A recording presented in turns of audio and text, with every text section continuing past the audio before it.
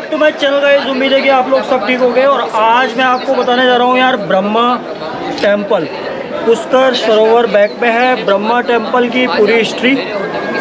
सबसे पहले तो पंडित जी बताएंगे इसके बारे में आपको। क्या नाम है? केशव पाराशर। केशव पाराशर जी, बताओ। ये है मेन ब्रह्मा जी का सरोवर जिसके लिए आप आए हैं। जिस तरह से आप लोग बोलते हो पुष्कर चलो पुष्कर चलो, पुष्कर का यहाँ मंदिर नहीं है, कोई मूर्ति नहीं है। पुष्कर नाम सरोवर, जल का नाम पुष्कर है। जैसे गंगा हरिद्वार का जल है वैसे पुष्कर का जल है। हिंदू में 3 देवता बड़े हैं, ब्रह्मा विष्णु शिव। विष्णु का धाम है गया जो बिहार में है। शिव का धाम हुआ काशी जो वाराणसी के बिहार के अंदर है, बनारस के अंदर है। तो पहले क्या हुआ, ब्रह्मा जी का मृत्यु लोक में धाम नहीं हुआ। तो ब्रह्मा जी विष्णु भगवान के पास गए कि मेरा कोई धाम नहीं है, मुझे उपाय बताइए। तो विष्णु भगवान ने अपने नाभि से कमल का पुष्प निकाला, ब्रह्मा को दिया कि ब्रह्मा जी पुष्प लो, जहाँ कहीं भी गिरेगा वही आपका धाम हो जाएगा। तो ब्रह्मा जी ने ब्रह्मलोक से पुष्प गिराया था, जो पृथ्वी का 7 परिक्रमा लगाता हुआ यहाँ पुष्प आके गिरा। गिरने से 7 पाताल छेदन होके जल निकलने लगा। तो सरोवर जल का नाम पड़ा पुष्कर। पुष्कर नाम कैसे पड़ा? पुष्पिया होता है फूल, कर यानी होता है ब्रह्मा जी का हाथ, पुष्प प्लस सर दोनों को जोड़ने से नगर का नाम पड़ता है पुष्कर, सरोवर जल का नाम पड़ता है पुष्कर। फिर ब्रह्मा जी ने संसार का शुद्धिकरण करने के लिए यहाँ 10,000 साल तपस्या किया था। वो जगह लाल मंदिर दिख रहा है आपको, ये ब्रह्मा का, ये लाल वाला पानी में वाला, ये ब्रह्मा जी का यज्ञ स्थल है जहाँ ब्रह्मा जी ने 10,000 साल तपस्या की। 10,000 ईयर्स तपस्या करके ब्रह्मा ने यहाँ 5 दिन का यज्ञ किया। कार्तिक मास में एकादशी से लेकर पूर्णिमा तक, जो आपने नाम सुना होगा पुष्कर मेला, जो नवंबर में लगता है। दिवाली के 10 दिन बाद में कोसी लेक का मेला लगता है, जो लाखों दुनिया आता है, सरोवर का स्नान करते हैं, पूजा करते हैं। दिवाली के 10 दिन बाद में, दिवाली के 10 दिन बाद, देव उठने एकादशी से लेके पूर्णिमा तक 10 दिन 5 दिन 5 दिन का मेला होता है, एकादशी से पूनम तक। जबरदस्त भीड़, फुल भीड़, लाखों पब्लिक। जैसे कुंभ का मेला होता है वैसे पुष्कर मेला होता है। और सेकंड इस कैप्चर में देखिए, इस तरह से बैठ के ब्रह्मा जी ने यज्ञ किया था। ये ब्रह्मा जी हैं, ये ब्रह्मा का पहला पत्नी सावित्री माता है, जो माउंटेन पे मंदिर बना हुआ है, जिसको हिमगिरी पर्वत बोलते हैं। पहली पत्नी को क्या हुआ, यज्ञ में आने से लेट हो गया। जब पहले को 16 श्रृंगार करती थी स्त्री, उसको 7 डेज लगता था, 7 दिन।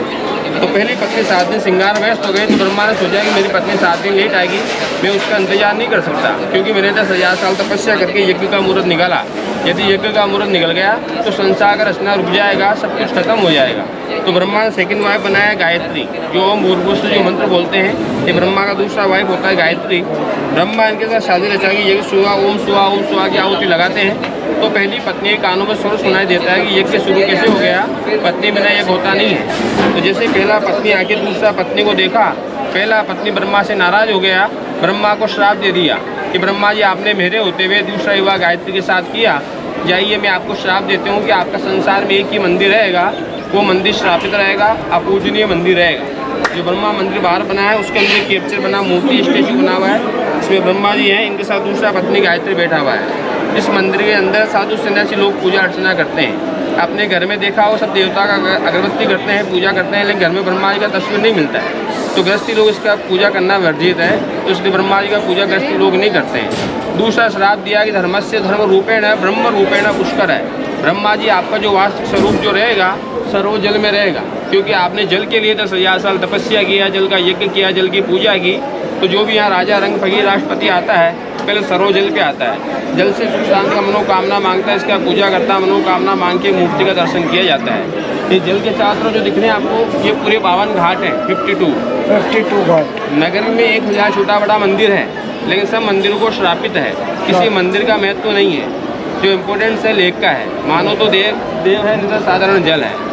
इस जल के लिए यात्री लोग 3 कार्य के लिए आते हैं। पहला कार्य राजू किसी जो घूमने फिरने आता है, यही सरोवर पे सुख शांति का 11 रुपये का थाली मिलता है, जो ब्रह्मा सावित्री घाट है, वहाँ बैठ के अर्चना करते हैं, जिसमें 5 से 10 मिनट का समय लगता है। संत से ब्राह्मण आता, पुरोहित आता है, वो आपको मंत्र द्वारा चढ़ाया जाता है, उसका कोई शुल्क नहीं होता है। जो भी यहाँ दान दक्षिणा भोग देते हो, गवर्नमेंट ट्रस्ट संस्था बना रखा है, दान संस्था में जमा होता है, जिससे आपको रिसीव मिलता है, अपना परिवार का नाम चलता है। जो दान दिया हजारों मंदिरों में जाता है, ब्रह्मा जी भोग लगता है, उसके बाद साधु संन्यास ब्राह्मण जीवते हैं और आपको आशीर्वाद ब्लेसिंग देते हैं। तो जोड़े से आता है, जोड़े से पूजा करता है, अकेला आता है, अकेला करता है, अपना सुख शांति मनोकामना मांगते हैं। तो आपका बिंदी लेने के बाद मंदिर का दर्शन किया जाता है। दूसरा कार्य को मर जाते हैं तो उनका अस्थियाँ लेके आते हैं। सामने घाट है कोनर पे जयपुर घाट, वहाँ पे जयपुर महाराजा ने बनाया था, वहाँ पे अस्थि विसर्जन की जाती है। तीसरा काम, जिस घर में माता पिता दादा दादी नाना नानी साथ में कोई भी एक्सपायर हो जाता है तो उनका नाम का पिंडदान देते हैं। क्यों देते हैं? गया गंगा कुरुक्षेत्रे प्रभास पुष्करानि च एतानि मुख्य तीर्थानि श्राद्ध काले भवन्तिगा। जब भगवान राम जी वनवास गए, उनको आकाशवाणी हुआ कि ब्रह्मा ने एकमात्र ऐसा स्थान बनाया जहाँ पूर्वजों का पिंडदान या तर्पण करने से सर्व पितरों को मोक्ष हो जाता है तो मुक्ति मिल जाती है। जो राशि के पितृदोष लगा रहता है वो सब दूर हो जाता है। जिनसे संतान वृद्धि नहीं, वंश वृद्धि होती है तो वो तर्पण दिया जाता है। तो यहाँ 7 पीढ़ी का पिंडदान होता है। पिंडदान देने से पितरों का मोक्ष होता है। पिंडदान नहीं करता है उस पितरों को जल देकर तर्पण में दिया जाता है, जिससे पितरों को शांति मिलती है, सुख शांति व्यापार वृद्धि अंदर का भंडार बना रहता है परिवार के अंदर। जल के पास यहाँ 18 बातों की मनादी है। जल के पास चप्पल जूता ले जाना, कुल्ला करना, साबुन लगाना, मछली पकड़ना, शिकार करना, सभी प्रकार के यहाँ मनादी है। जल के किनारे आप 4 धाम की आप यात्रा करके आ जाओ। और एक धाम पुष्कर जी नहीं आते हैं, कोई यात्रा सफल नहीं होता है। क्योंकि पुष्कर क्या है? सप्ततीर्थों का गुरु है, गंगा माता है, प्रयागराज सप्ततीर्थों का राजा है। भारत के अंदर 68 तीर्थ बने में ये 68 तीर्थों का गुरु कहलाता है। कहते हैं गुरु बिना ज्ञान नहीं, गुरु बिना मोक्ष नहीं, और भाग्य के बिना लक्ष्मी नहीं। सुन लो भाई, गुरु बिना ज्ञान नहीं तो गुरु जरूर बनाना जिंदगी में। सबसे स्थान बड़ा गुरु का ही होता है। गुरु अपने को शिक्षा देता है, गुरु अपनों को ज्ञान देता है, तो गुरु बिना मोक्ष भी नहीं होता है। तो सबसे बड़ा स्थान पुष्कर, सत्युगम केवलम पुष्करम।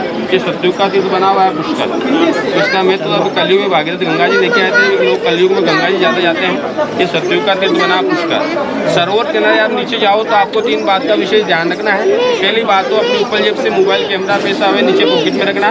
पानी में झुकोगे पानी में गिर जाता है। दूसरा बात, पानी अंदर काई जमा हुआ है, पेड़ लगाना नहीं है, स्लिप हो जाते हैं, सिर फूट जाता है, अपने को नुकसान हो जाता है।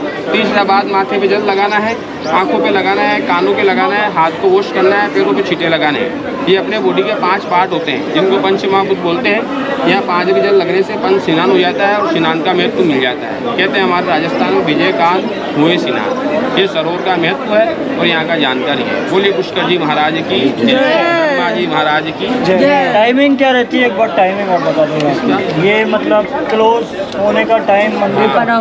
मंदिर सुबह 5 बजे खुलता है, जो 1:30 बजे तक खुला रहता है। 1:30 बजे क्लोजिंग टाइम होता है, वापस 3 बजे खुलता है। जो 3 बजे से भी 9 बजे तक खुला रहेगा। 9 बजे तक लास्ट? हाँ, लास्ट 9 बजे। इसका भी यही टाइम है? इसका भी यही टाइम है। ठीक है सरोवर का। सो भाई पूरी हिस्ट्री बता दी।